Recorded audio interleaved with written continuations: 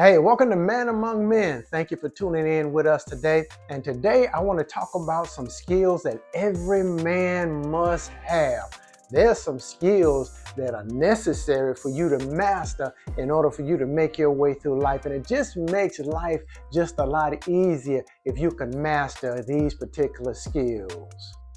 The channel is called Man Among Men, and we deal with different subjects pertaining to us as men, and I thank you for tuning in. What we're trying to do is, or what we're going to do is, we're going to put together a man's manual about how men do what men do, and I want you to help me, walk with me over the course of this next year or so, and help me to put this manual together. I appreciate you. And speaking of a man among men, I want to say what's up to Benjamin Parker up in Raleigh-Durham, North Carolina, or around the Raleigh-Durham area in North Carolina. Ben, my brother, you are a man among men, and there are very few like you. Ben, keep doing what you're doing, my brother. Now, let's talk about some skills that we all need in order just to navigate our way through this thing called manhood. One of the first skills that I think that you gotta master is the skill of conflict resolution. See, as a man, we're gonna run into conflict, whether you run into conflict in your house, on your job, at the grocery store. You got to understand how conflict resolution works, and you got to work this thing out called conflict resolution. See, as a man, we have been taught as little boys that the best thing you do is you just bust somebody in the face. But when you grow up and you become a mature adult, you learn that ain't the best way to handle those things. And so we got to understand conflict resolution and just how to bring conflicts to an end. Now, it's not about winning an argument. See, because a lot of us men, we just want to win the argument. But see, you can win the battle and lose the war, especially in your house. I mean, do you really want to be right and have your wife not talking to you for 2 or 3 weeks because you are right? We have to figure out ways to bring these conflicts to an end in a peaceful way so that we all survive and so that we all feel good about ourselves. One way to bring conflicts to an end is by you stop always wanting to say something and start listening to what the other party is saying. See, because if you start listening to what the other party is saying, what happens is they feel like they've been heard. And that squashes stuff down a whole lot. Another thing you can do is understand that harsh words bring on harsh words. It's very tempting to go tit for tat with somebody, but sometimes, brother, what you got to do is you let those harsh words fall to the floor and you return them with a nice word because you want to bring the conflict to an end. Now, I know many of you may think, well, man, I ain't doing all that because I don't go out like that. I ain't no punk. You come at me, I'm gonna come at you. Well, when you're dealing on the lowest level of manhood, then I guess you can operate that way. But what we're talking about is men like you, men who are in positions of authority, men who are running multi-million-dollar outfits, men who have a lot to lose. See, if you're running a big organization, you don't have time to go tit for tat with nobody. You're above that. What you want is you want the company to be successful and you want the company to run successful. You want your house to run successful. So therefore, we're not going to get into no back and forth with nobody, So one of the things we do is, as men, we listen. If you got an issue, let me listen to you. Let me hear you. Let me hear what you got to say. And I'm not going to listen to you with the intent of, as soon as I hear something I don't like, I'm going to break in and I'm going to tell you off. No, man. No. I'm going to listen to what you got to say because I believe that you are valuable. I believe that your words are valuable. I believe that what you have to say has some merit. So I'm going to stand here and I'm going to listen to everything you have to say. So therefore, first thing we want to do is listen. Second thing you want to do whenever you're into some conflict resolution, understand that sometimes what the other party has to say, there's some truth to it. See, we don't like that. Yeah, they may be going off, and yeah, they may be saying some crazy stuff, but the truth is, brother, there's some truth in that thing that they're saying about you. And the sooner you can come to the conclusion that, there may be some truth in what they're saying. I ain't the perfect guy that I thought I was. The sooner you can bring that thing to an end. Because, what they'll do is they may throw a whole lot of stuff at you. They may say, oh man, you fat, stupid, you ugly, and you know what, man, and you got a big head, and I tell you what, and you told me a lie last Thursday. Now, understand, a lot of the stuff we can't do nothing about. See, I can't do nothing about my big head. I can't do nothing about how ugly I am. I can't do nothing about the fact that I don't have hair and I'm bald. I can't do nothing about that type of stuff.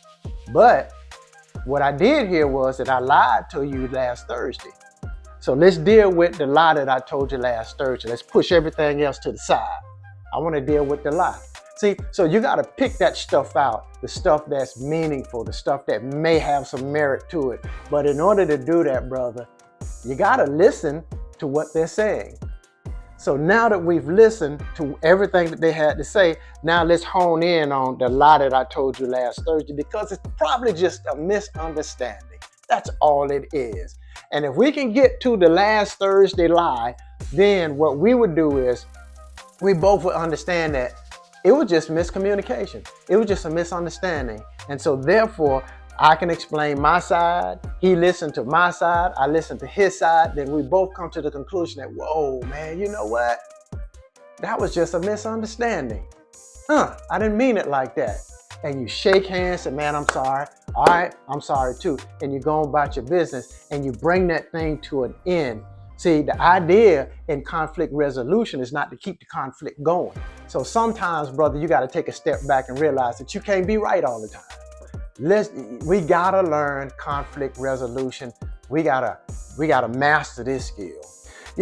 Another skill that we as men, we gotta master is the skill of negotiation. See, our entire lives, man, it's all about negotiating. You gotta negotiate yourself for this. You gotta negotiate for this. You gotta negotiate for a job. You gotta negotiate for a car. You gotta negotiate in your home with your wife. You gotta negotiate some stuff. You know what I'm saying? As a man, and you got a house, you got a wife, you negotiate. You understand that in the negotiation that the vast majority, 99% of the house belongs to her. Dude, this negotiation, 99% of the house belongs to her. Now, you get 1%, like that closet. Okay, what I'm gonna do, babe, I'm gonna make this closet right here. This gonna be my man cave. This mine. This 1%, this closet. I'm gonna keep it as junky as I want. I'm gonna eat and throw stuff on the floor. It's just gonna be dirty, it's gonna be nasty, but it's mine. See, this is negotiation now. You get 99% of the house, decorate it any kind of way you want to. Just give me this closet. Then she say, oh, you know what? Okay, that sounds fair. Now, is it fair? No, it ain't fair. But you want a peaceful house, man? You learn to negotiate these things, and sometimes you come out on top, sometimes you come out on the bottom, but we're constantly negotiating, So therefore, when you go to your job, you're negotiating. When you go to the car lot, you're negotiating. See, and you gotta learn this skill of negotiating, because negotiating is making both people come out thinking that they got something out of the deal. And that's a good negotiator. You want both people to walk away saying, you know what? Yeah, I did good on that deal. Negotiating is not me getting everything, me getting 90% of the deal, and he don't get none of the deal. Now, when you're talking about your wife, of course, now that's different. Your wife gonna get 99% of the deal, you get 1% of the deal, and you gonna be happy with the 1%. Now, for those brothers who ain't married right now, so you say, oh, it ain't gonna be like that with me. I tell you what, if my wife, yeah. Brother, go get you some time in marriage, then come back to the group and let me know. Let me know what you think.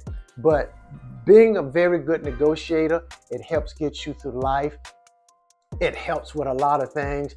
And one of the powerful negotiating tools that you gotta learn, and this helps out a lot, The idea of the walk away. See, sometimes in negotiation, you just got to turn and walk away. Sometimes in negotiation, you got to be willing to lose whatever it is and just walk away. Say, you know what? If it means that much to you, man, you can have it and walk away. See, the walk away is a powerful tool. So if you at a business meeting and you're sitting around a desk and you guys and your company is negotiating with another company, you want to be in such a position and you want to have such confidence in the product that you bring or the service that you provide that when you sit at that table and they lowballing you, you trying to get $50,000 for the thing that you bring to the table, and they sit there and tell you, well, I tell you what we'll do. We'll give you 10 and then we'll see where we go from there. See, in negotiation, because see, you guys are not even playing in the same ballpark. See, they playing in the junior Pee Wee league, and you up here playing in the major leagues. So in negotiation, man, you don't say the word. You don't go back and forth. We're not gonna argue with you. Y'all want to pay $10,000? You don't even say a word. It's called the walk away. What you do is, you sit there, don't say nothing. Close your briefcase up or close up your papers. Put all your papers inside your briefcase. Look at your team and wink at them.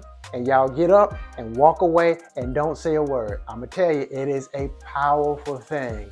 Because in negotiation now, if you don't think much of your product, they won't think much of your product. So the skill of negotiation, man, we got to get this skill under our belt. We got to master the skill of negotiation. You're going to be negotiating all your life. So you might as well try to figure this thing out and understand the art of negotiation. Here's another skill that many of us are not taught. And this wrecks a lot of our lives. And that is the skill of financial management. You know, a lot of us men are in serious trouble because we don't know how to manage our finances. And we have no clue what we're doing. See, a lot of us men, we have been taught to look the part, but we don't know how to create an income or create money to sustain the part. Now we know how to look the part, so we know how to go down to the company and sign the paperwork to get it financed, and we know how to swipe the card to get some new clothes, and we know how to sign the paper to get the house that we want, and we sign the paper to get our wife's car. So many of us, really, man, the truth is, a lot of us men, all we're doing is we're financing a lifestyle. Man, you have got to get a hold of financial management and you got to learn how to manage your finances. And the first thing in managing your finances is understanding you can't eat up all your seed. See, if you're a farmer and the only food you get is the food you plant, and so you out there planting food, but instead of you planting the food, you let your wife cook up all the corn and cook up all the seed. And so y'all sitting at the table eating up all the seed, you have nothing left to plant. So if you got nothing left to plant, there's no harvest that's gonna come. You get no harvest. The only harvest you get is the harvest you plant. So we gotta get accustomed to pulling a little bit back and saving a little bit and investing a little bit, planting a little bit somewhere so that we get a harvest coming up so that we can have money to sustain us through tough times. You know what I'm saying? And so we want to try to create some semblance of wealth in our lives. And the truth of the matter is, wealth ain't a big deal, man. Wealth is not. See, when you think about wealth, don't think about millions and millions and millions of dollars. See, most of us, when our mind think about wealth, that's what we first think, millions and millions and millions and millions of dollars. Let's think about it like this. Imagine if you had a vehicle that can bring into your house $5,000 a month without you working for it. You do nothing for the $5,000 a month. It's self-sufficient. It just runs and runs and runs. Now, if you had a vehicle to bring that kind of money in, and let's say your outgoing expenses is $5,000 a month, but this vehicle brings in $5,000 a month.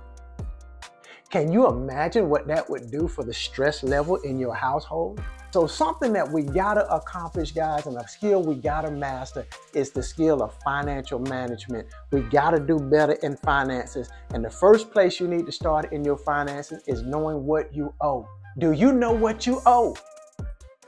Do you know how much you owe? Do you know who you owe? See, you can't just close your eyes to these things, man. You got to open your eyes and you got to dig in. First of all, you need to know everybody you owe. You should have that stuff written out, everybody that you owe. You should know how much you owe them every month. You should know how much they're charging you for finance charges so that you can know how much you're paying in finances. Then you should know what is the payoff amount that you owe all these people. And you should tally all that up. So you and your household, you got a running tally of what you owe every month and what you owe in total. You know, and so because the only way you can get a hold of your finances is you got to know what your finances are. So man, check out your finances. Let's do better in financial management. Let's hone in on this skill of financial management and let's see how that changes our lives. You got to get good at the skill of public speaking or communication. You got to get good at that. Listen. Most people that you run into, no, I'm sorry, not most people, all the people that you run into, they're going to make a judgment call about you based upon the way you communicate. You can say it ain't right. You can say it's unfair. You can say they should get to know me. You can say you can't make no judgment call like that on nobody. You can say all you want to say. But the truth of the matter is, most people, when they meet you, they make a split-second judgment call about you, about your finances, about your educational level, about whether you can handle yourself, about what kind of people you hang out with, about what neighborhood you live in, about what you are accustomed to, the people you're accustomed to hanging around. And they make these judgment calls in seconds based upon the way that you communicate. See, it ain't wrong because we all do it. We all do it. We all have done it, and we all continue to do it. You have to get good at communicating. You got to get good at speaking out in public. And when I say speaking out in public, I don't mean going before a crowd, but I am saying that when you go to your office and you go to the place and when you have your meetings, you need to be able to convey your ideas to people to get them to understand what it is that you want. If you are a business owner, and you got 20 people that work for you, and you stand before those 20 people and you give them directions about what you want done in your business in the next month. And when that month ends, all 20 of your people come back and all 20 of your people have done 20 different things other than the thing you wanted them to do. You can't get mad at the 20 people. You gotta look at yourself and you gotta say, man, nobody understood what I was saying. Maybe I'm not communicating very well. Because you gotta get good at communicating. You gotta get good at expressing your ideas. Here's one for you. In the multitude of words, there is sin. See, a lot of us believe that we need to say a whole lot of words when we're communicating to make us sound like we know what we're talking about. But the truth of the matter is, it's just the opposite. When you meet somebody who got to say a whole lot of stuff, I mean, only thing you ask them is, you know, did you go to the store? And then they start with, well, you know, see, because you know, you say store, right? Well, look, man, see, so what I'm saying is now, when you know, because no, I ain't really, you know, I kind of went to, but I ain't really go to, but see, like the store, what store you talking about? Which store you talking about? Are you talking about the one on Wilson? You talking about the one on Lane? Because see, what I'm saying is, when you run into that, 9 times out of 10, the person's not being truthful, they're lying to you. So what you want to do is, when you have an idea, you want to present the idea so that a little kid can understand the idea. But you want to pack the idea with enough substance so that an adult can take it and run with it. You want to make your ideas as simple as possible when you're communicating. You know, don't try to say a whole lot, but we got to get good at communicating, guys. Now, here's another one.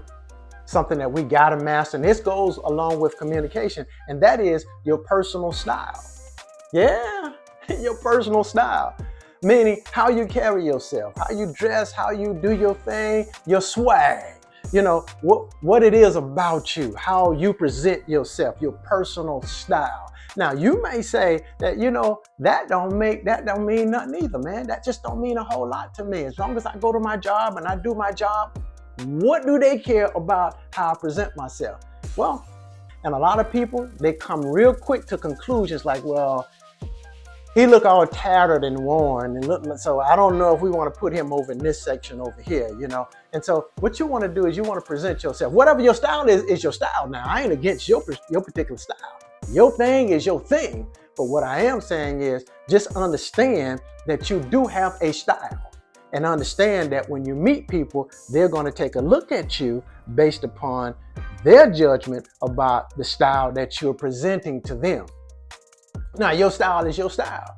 Do your thing, man, whatever you want, but understand that in order to walk through certain doors, there are certain styles that'll get you through certain doors. So if you're trying, depending on where you want to go in life and what you're trying to accomplish in life, I need you to consider those things. I don't know where you're going. I don't know what you're trying to accomplish, but consider the fact, brother, that personal style and communication are very important. And so we need to master those skills. The skill of personal style. So there you go. Just some skills that we all must master. Just basic skills that as men, as a man among men, that we have to master. Now, go down to the comment section and let me know what you think. Let me know what you think about what skills did I miss? What skills would you add? Okay? And then we'll deal with those skills in another video. And let's say, hey, what our mantra is. Listen to me. Here we go. This is it. This is our mantra. This is what we say every morning when we wake up and we get out of bed. We stand on the side of our bed and we say it together. I am a man among men, and there are very few like me. My brother, when you get ready to go outside, I want you to stand up. You can stand at the front door and you can yell it outside so all the neighbors can hear. I am a man among men, and there are very few like me. Now, my brother, you go live that out, and I'll see you in the next video.